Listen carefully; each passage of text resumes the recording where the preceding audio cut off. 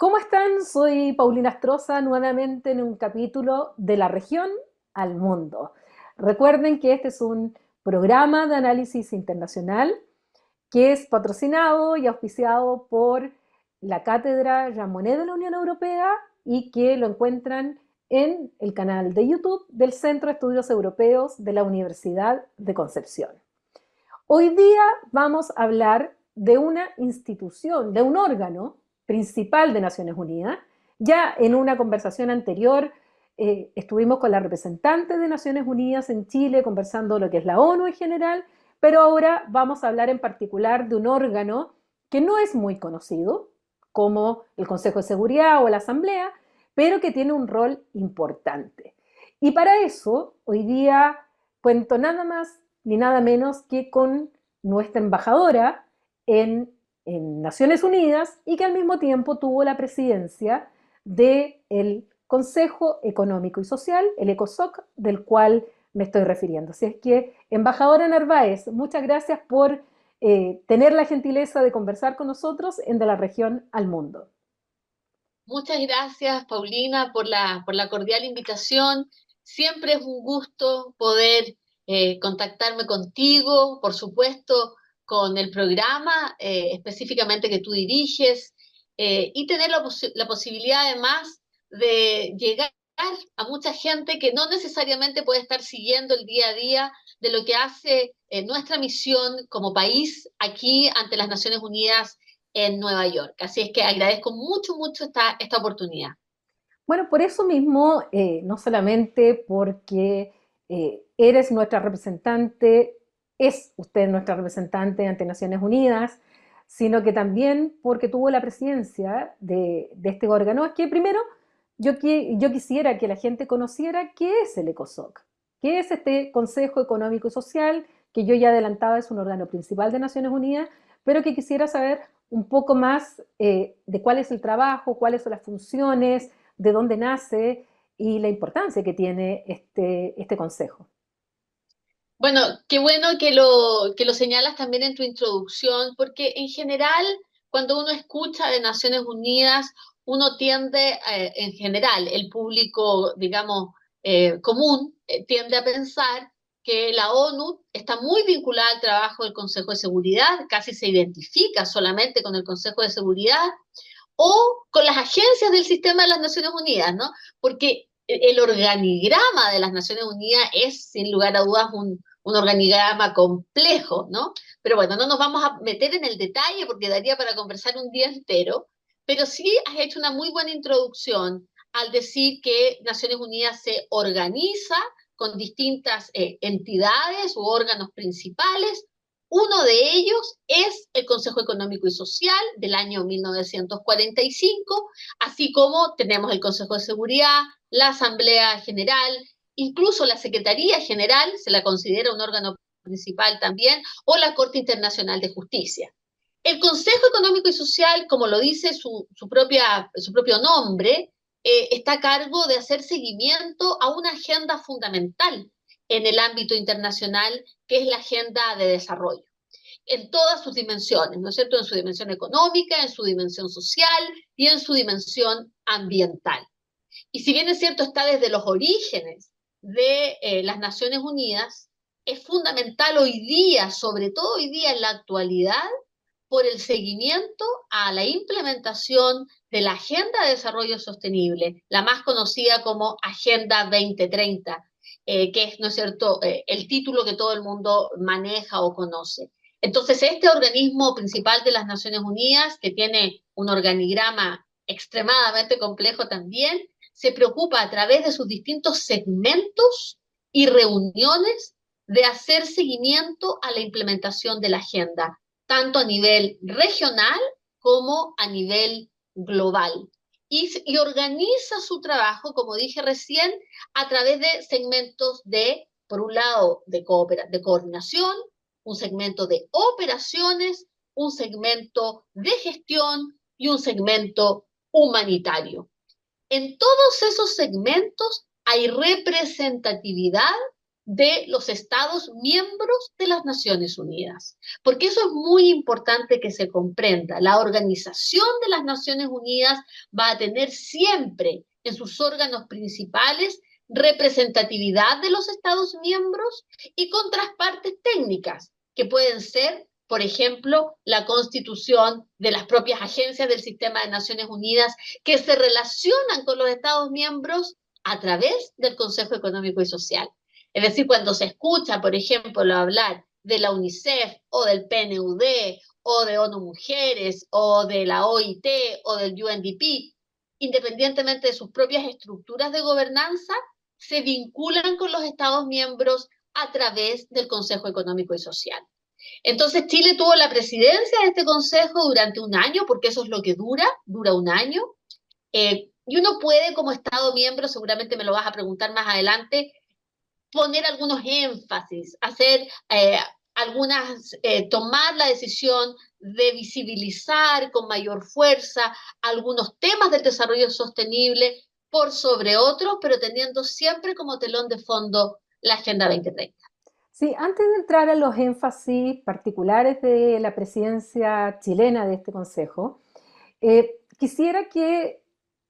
pudiera explicarle también al público lo que es la Agenda 2030, lo que son los 17 Objetivos de Desarrollo Sostenible, en qué consisten ellos,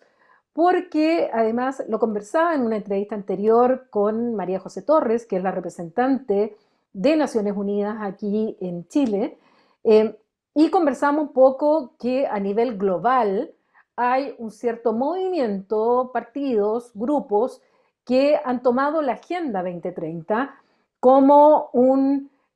objetivo de ataque, dándole interpretaciones que no corresponden, que están muy lejos de lo que significa esta agenda y que además, bueno, ante la desinformación, como la gente no conoce bien esto, cae muchas veces en estos discursos que van en contra de no solamente de la ONU, sino que han tomado particularmente el tema de la Agenda 2030. ¿Qué son estos, en qué consisten estos objetivos de desarrollo sostenible y que yo incluso en otras universidades de otros países me ha tocado en Colombia ver que los tienen puestos en una muralla? Están ahí el símbolo de la Agenda 2030 y están los objetivos de desarrollo sostenible y sin embargo hay un discurso hasta conspirativo en algunos casos, atacando esta agenda eh, y por eso que es bueno darla a conocer. Siempre es bueno conversar sobre este tema y siempre es bueno, como siempre, acudir a la historia,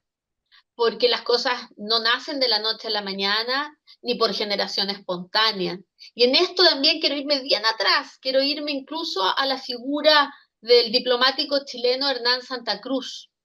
porque quiero decir que Chile y América Latina en específico ha sido una región que ha aportado al mundo, bueno, y eso tú como experta en el tema de las relaciones internacionales lo sabes muy bien, le ha aportado al mundo una mirada del desarrollo y una mirada también desde la lógica de los derechos humanos, donde los derechos económicos, sociales y culturales han tenido un rol muy relevante. Entonces, tanto el ECOSOC, donde don Hernán Santa Cruz fue uno de sus presidentes, Chile ha sido 5 veces presidente del ECOSOC. Hernán Santa Cruz fue 2 veces presidente del ECOSOC. En aquella época la rotación funcionaba de una manera distinta. Entonces él fue durante 2 años presidente de esta instancia y fue un gran promotor de los derechos económicos, sociales y culturales. Tanto que fue uno de los redactores de la Carta de Derechos Humanos y fue uno de los promotores de que los derechos económicos, sociales y culturales estuvieran incluidos. Estoy tratando de hablar de una coherencia y de una consistencia, que nadie está aquí hoy día, digamos, partiendo desde cero. Estamos todos aquí heredando tradiciones y heredando esfuerzos y heredando conquistas, ¿no? Entonces, la Agenda 2030 tiene mucho que ver con esa historia, porque después fue otro chileno, Juan Somavía, también 2 veces presidente del Consejo Económico y Social, quien promovió de manera muy importante lo que fue la Cumbre Social de Desarrollo en Copenhague en el año 1995. Entonces, la conversación de los derechos sociales y económicos como un elemento fundamental en la agenda de desarrollo tiene una fuerte raíz chilena, una fuerte raíz latinoamericana y tiene por lo tanto también una fuerte raíz en lo que hoy día entendemos como Agenda de Desarrollo Sostenible, Agenda 2030. Porque la Cumbre Social de Copenhague del año 95 es un muy buen antecedente para entender los objetivos de desarrollo del milenio y luego de los objetivos de desarrollo del milenio, la necesidad de actualizar la conversación con la Agenda 2030 del 2015 y los objetivos y sus 17 objetivos de desarrollo sostenible. Entonces, hay que mirar esta continuidad desde lo que nace el año 45, pensemos que Hernán Santa Cruz debe haber sido presidente del ECOSOC el año 50, el año 51, o sea, recién partiendo esta historia, luego de una gran catástrofe como lo es una guerra, ¿no es cierto? Entonces hay que entender esto en un continuo, es muy importante eso, para darnos cuenta que las tareas siguen pendientes, que hay elementos del desarrollo que obviamente no hemos logrado, sobre todo los países en desarrollo, y que es necesario cada cierto tiempo que la comunidad internacional organizada aquí en las Naciones Unidas se ponga de acuerdo para actualizar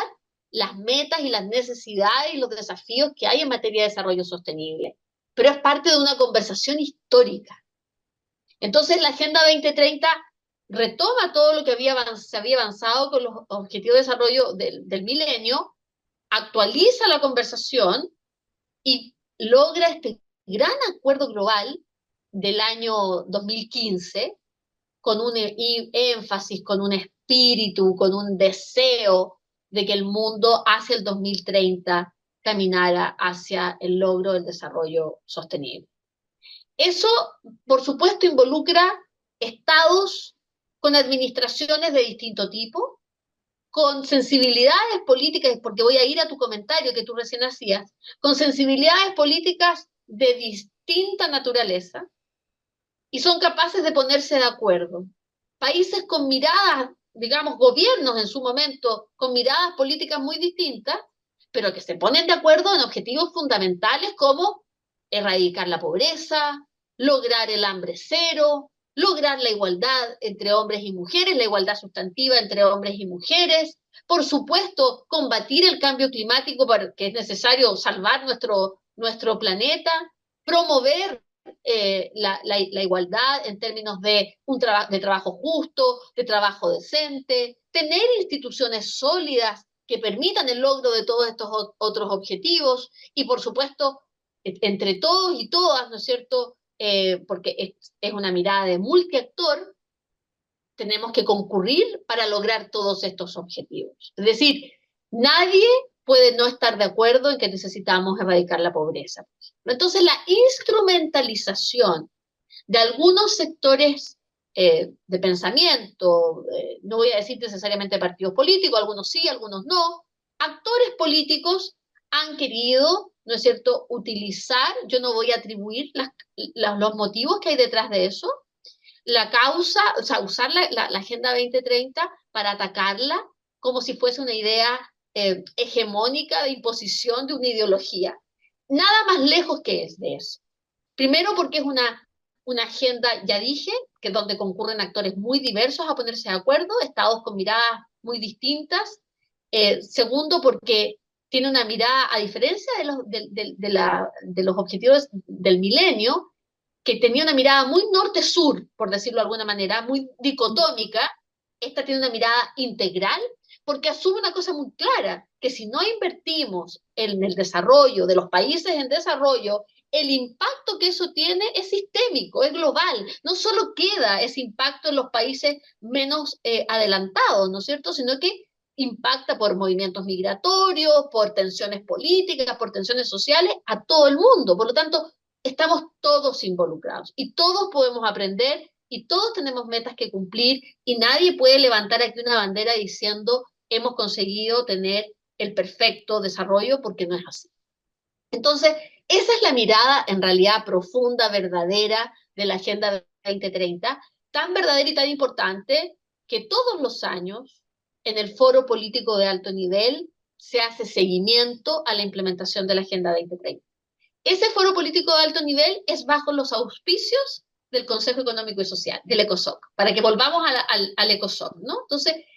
a nosotros como Chile nos tocó el honor este año, durante el mes de julio, de llevar adelante la implementación de este año del foro político de alto nivel. Y digo eso porque el año pasado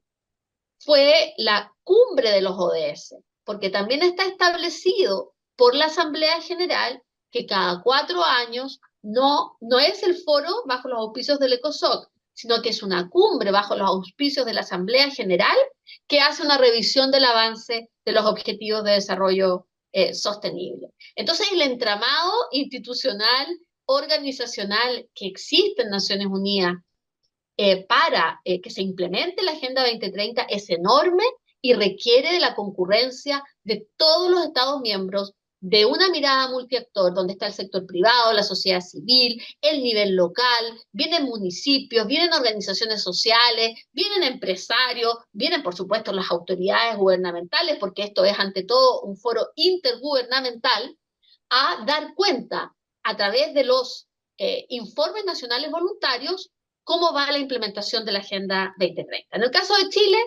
3 veces ya hemos presentado informes nacionales voluntarios. Somos uno de los países que más informes hemos presentado. Hay algunos países que han presentado uno. La promoción es que esos países que han presentado poquito presenten más. Y hay países que no han presentado ninguno, pero son muy poquitos. Eso le iba a preguntar de cómo va la implementación, sobre todo porque dentro de estos objetivos, evidentemente, la pandemia ha afectado mucho a los países. América Latina y el Caribe, según informe la CEPAL, fuimos quienes los más afectados por la COVID-19, no en el número de muertos, pero sí en el impacto en las economías, un retroceso que incluso ha llevado a algunos a hablar de una nueva década perdida, donde además uno de las consecuencias que son palpables hasta hoy es el empleo, en especial la reincorporación al trabajo de las mujeres. Entonces, ¿cuánto se atrasó, sobre todo para los países que tienen instituciones más débiles o que les afectó mucho más esta pandemia? Les atrasó el cumplimiento de estos objetivos e incluso hubo un retroceso importante en materia, por ejemplo, de pobreza. Gente que había logrado superar el umbral de la pobreza debido a estar 2, 3 años encerrado, con el sistema productivo evidentemente alterado y con todas las consecuencias que tuvo, bueno, sencillamente retrocedieron y cayeron bajo el umbral de la pobreza. ¿Cómo evalúan ustedes cómo han logrado medir de alguna manera este atraso justamente y que al 2030 no se llegue a lo que originalmente se pretendía? Bueno, la Asamblea General mandata al secretario general, como parte del proceso de implementación de la Agenda 2030, a realizar un reporte anual de implementación de la agenda. Entonces, existe información pormenorizada en términos de los avances en la implementación. Lo que yo puedo señalar acá es que claramente estamos muy lejos de los objetivos y de las metas planteadas del 2030. O sea, estamos off track y estamos totalmente en torno entre el 12 y el 17% probablemente recién encarrilados, como corresponde, digamos, pero todo lo demás está muchísimo más atrás de lo que se planeó o de lo que se planificó o de lo que se esperó debiéramos haber cumplido, donde el COVID, por supuesto, tuvo un impacto fundamental, pero lo tienen también las crisis que estamos viviendo en el mundo en términos, ¿no es cierto?, conflictos armados, situaciones de la más variada especie, que han significado, ¿no es cierto?, crisis en materia alimentaria, que han significado aumento de la pobreza, que han significado, por supuesto, desplazamiento de las personas, desplazamiento interno forzado de personas, una serie de fenómenos que hoy día están para algunos llamados, ¿no es cierto?, la han llamado, las han querido mencionar como policrisis. Bueno, ese momento de policrisis tiene un impacto muy fuerte en términos de la expectativa del logro del desarrollo. Entonces, lo que podemos decir es que estamos completamente fuera de el carril que debiéramos estar para el logro de la Agenda 2030. Y entonces, ¿qué esfuerzo se está haciendo? Ya el año pasado, en la cumbre de los ODS, hubo un llamado a los jefes de Estado a asumir un nuevo compromiso con la Agenda 2030 en términos de poner todos los mecanismos e instrumentos de implementación, actuar activamente para avanzar mayormente en la agenda. Esa cumbre existió, hubo una declaración política de alto nivel que vale la pena conocer, donde hay un nuevo compromiso con la agenda. Bueno, luego tuvimos la declaración ministerial de este año en el Foro Político de Alto Nivel que recién mencioné, y en septiembre de este año, en el marco o junto a la Semana de Alto Nivel de la Asamblea General, va a ocurrir la Cumbre del Futuro. La Cumbre del Futuro es un proceso de Naciones Unidas sugerido en su momento, propuesto por el secretario general Antonio Guterres a la Asamblea General de la ONU, como justamente un impulso para, o un reimpulso al multilateralismo y a los temas que están necesariamente hoy día siendo muy afectados por estas policrisis que estamos viviendo. Entonces tendremos una cumbre del futuro, 2 días en septiembre, justo antes del inicio del debate general de la Asamblea General, y donde uno de los instrumentos o productos de esta cumbre es el Pacto del Futuro. Y en el Pacto del Futuro, uno de los temas muy importantes es nuevamente el desarrollo sostenible y la Agenda 2030. Entonces, se entiende y yo sé, Paulina, que tú a través de tus clases y cuando explicas esto, eh, muestras el carácter de un foro político que tiene Naciones Unidas, que es muy importante, ¿no? Porque este es un foro donde el compromiso político de los actores es quizá el elemento o el instrumento más relevante para avanzar con las agendas. Y ese es el rol que tenemos acá, ¿no? El rol de mostrar el compromiso, de ser vocales con el compromiso, de mostrar a través de resoluciones de las distintas comisiones de la Asamblea General o de los órganos subsidiarios, cómo los países se expresan en torno a distintos temas, qué temas empujamos, para que luego los países a nivel nacional, a nivel doméstico, implementen sus políticas públicas de manera coherente con el compromiso político expresado en un foro multilateral como Naciones Unidas. Porque a veces la gente dice, bueno, pero en la ONU hablan, sí, efectivamente, pero el hablar en la ONU, además de honrar las palabras que uno plantea aquí, ¿no es cierto? Se traduce, por una parte, en el compromiso de un país como Chile, en este caso, con distintas agendas que luego se deben traducir en la implementación concreta de políticas públicas que le permitan a nuestro país avanzar en dirección de lo que aquí se ha comprometido, ¿no? Entonces, bueno, en el caso de Chile, resulta, no voy a decir fácil, porque nunca es fácil, pero voy a decir eh, coherente nuestra visión como país, incluso independientemente de las administraciones políticas de nuestro país, con la Agenda 2030. Es decir, tenemos una sintonía con esta agenda que permite, por supuesto, tener acá una posición muy consistente en torno a los distintos temas que abraza la Agenda de Desarrollo Sostenible. Entonces, por supuesto, hay muchísimas cosas que mejorar en términos de nuestra propia implementación de políticas públicas, pero nosotros tenemos una estrategia a nivel nacional de implementación de la Agenda 2030 que fue lanzada el año pasado, y justo en el momento en que se hacía el foro regional de seguimiento a los ODS, el presidente Boric presentó la estrategia de implementación de la Agenda 2030, entonces tenemos instrumentos, tenemos instituciones y por supuesto tenemos el compromiso político desde el presidente Boric hacia abajo de todos sus actores con esta agenda, y lo tuvieron los gobiernos anteriores también, debo decirlo, donde obviamente los énfasis pueden ir cambiando, pero desde el punto de vista de los principios hemos estado comprometidos como Estado chileno con esta agenda desde el año 2015 y antes, como ya dije, con una histórica tradición en materia de promoción de derechos sociales, económicos y culturales. Cuando asume la presidencia del ECOSOC, ¿cuál eran los desafíos que se habían planteado, las metas que se habían planteado para ese año y sobre todo los énfasis que como Estado de Chile, usted como embajadora y presidenta, le quiso poner a esa presidencia durante ese año? Yo tengo una obsesión con la historia. A mí me gusta mucho eh,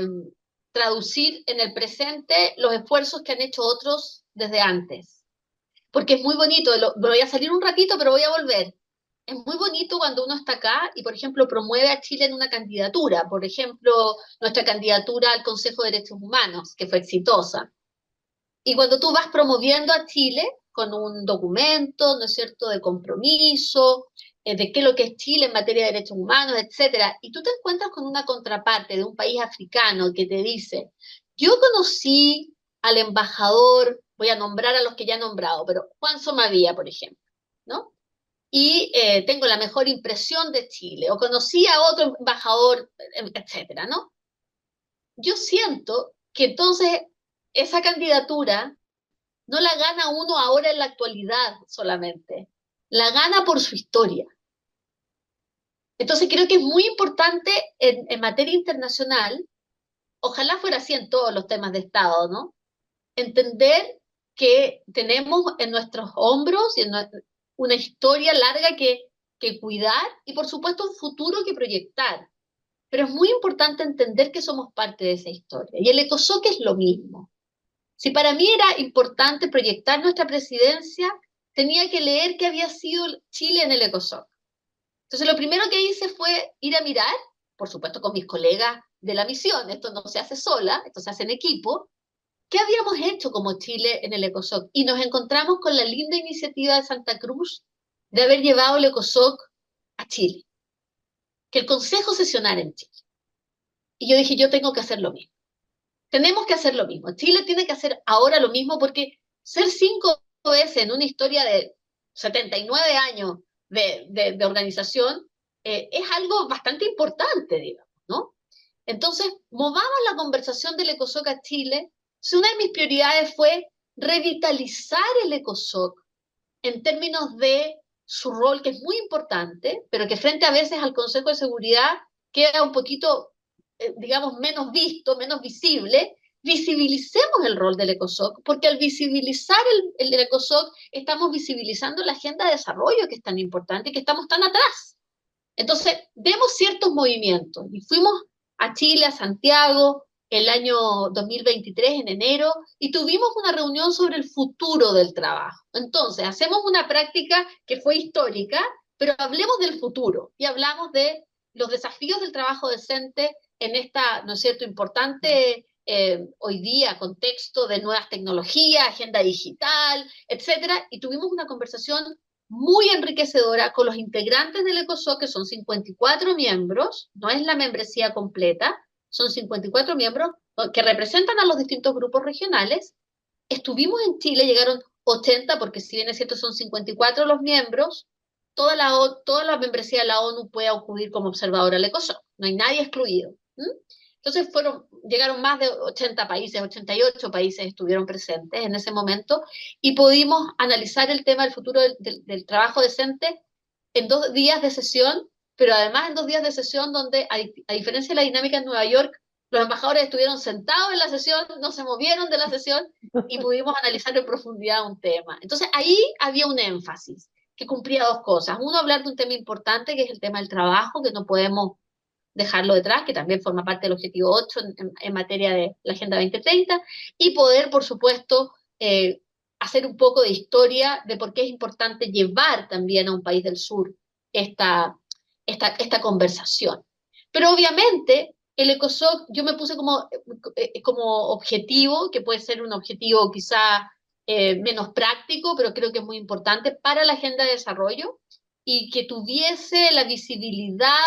que tiene que tener este órgano principal de las Naciones Unidas, con mucho énfasis en abrir la ventana, abrir la puerta a la sociedad civil. Fue muy bonito cuando nos despedimos del ECOSOC y le pasamos la presidencia a Canadá, como Canadá dice, Chile hizo del ECOSOC la casa del pueblo. Y yo creo que eso es muy emocionante porque nosotros dijimos, si bien es cierto, esto es un órgano intergubernamental, nos debemos a las personas. La Carta de las Naciones dice, de las Naciones Unidas dice, we the people. I mean, no dicen we the states. Aunque entendemos que es intergubernamental, nos debemos a la gente. Entonces la gente tiene que saber que las cosas que discutimos acá en materia de agenda de juventud, en materia de agenda de personas mayores, en materia de agenda de financiamiento para el desarrollo, todas esas agendas, de materia de agenda de género, por supuesto, todas esas agendas son para las personas. Entonces eso tenía que abrirse, ¿no? Entonces el otro énfasis fue la revitalización, temas de futuro, que haya, por supuesto, involucramiento de la sociedad civil en los debates, los hicimos participar en los distintos segmentos, de acuerdo a los procedimientos y a las reglas, por supuesto, pero que estuvieran, que no hablaran al final, por ejemplo, que hablaran intercaladamente, de manera que la sala estuviera llena cuando la sociedad civil quería hablar. ¿No? Pequeñas cosas que tú dices pueden ser detallitos, pero que abren una gran diferencia en la posibilidad de escucharse. Hicimos dos reuniones especiales, una en Santiago, otra acá, sobre la de acá, la de Nueva York, fue sobre inteligencia artificial y su aplicación a los ODS, en alianza, por supuesto, tanto con las tecnológicas, con Google en ese momento, aunque también hemos trabajado con Microsoft, y por supuesto con otros Estados miembros, con la academia, también con la sociedad civil, porque la Agenda 2030, donde el ECOSOC tiene el especial rol de hacerle seguimiento, tiene un sistema de grupos principales y otros actores involucrados. Entonces yo mensualmente me reunía con la sociedad civil y con otros stakeholders para ir actualizando el trabajo del ECOSOC. Otro tema importante y también muy histórico y que es consistente con la política exterior feminista de Chile, porque tenemos que tratar de ser consistentes con todo, fue el promover la primera resolución sobre cuidados de Naciones Unidas, que digamos, la llevó adelante Chile. Yo creo que eso ha sido muy importante, también sumamente valorado en apoyo con otros países de América Latina, por supuesto, nunca solos, porque aquí la idea es que cuanto más países estén detrás, más apoyo existe. Pero Chile fue un protagonista de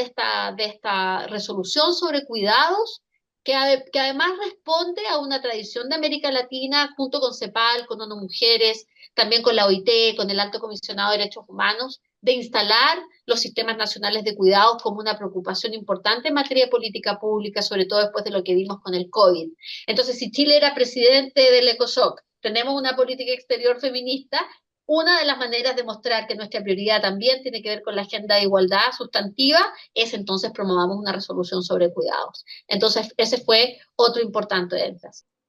Esa era la idea, embajadora, de poder conversar con usted hoy día, dar a conocer lo que es el trabajo de un importante órgano principal de Naciones Unidas, como es el